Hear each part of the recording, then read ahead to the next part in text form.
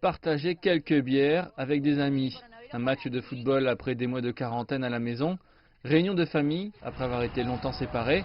Suivi par les conséquences tragiques trop familières de la violation des règles de distanciation sociale.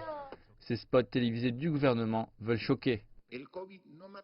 Le Covid ne tue pas tout seul, ne soyons pas complices. Comment sommes-nous complices? En organisant des fêtes de famille, en organisant des réunions communautaires, en organisant des événements sportifs sans contrôle.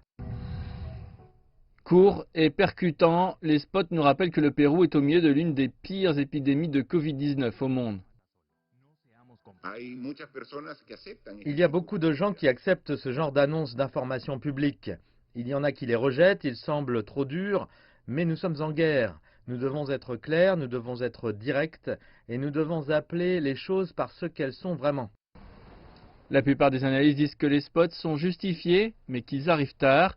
Près de 6 mois après la pandémie de coronavirus, le Pérou a enregistré le taux de mortalité par habitant le plus élevé au monde. Dans les circonstances actuelles, susciter la peur pourrait bouleverser un public qui est devenu engourdi, mais la limite est très fine. Si vous créez trop de peur, les gens vont la bloquer.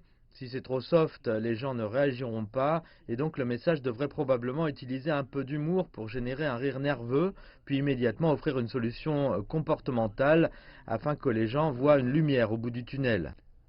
Une autre campagne de publicité vise à honorer ceux qui ont perdu des êtres chers. Ce panneau a un message très différent. Il rend hommage à l'un des nombreux Péruviens morts du Covid-19. Pour lui et pour beaucoup d'autres, cette campagne de santé publique est arrivée trop tard.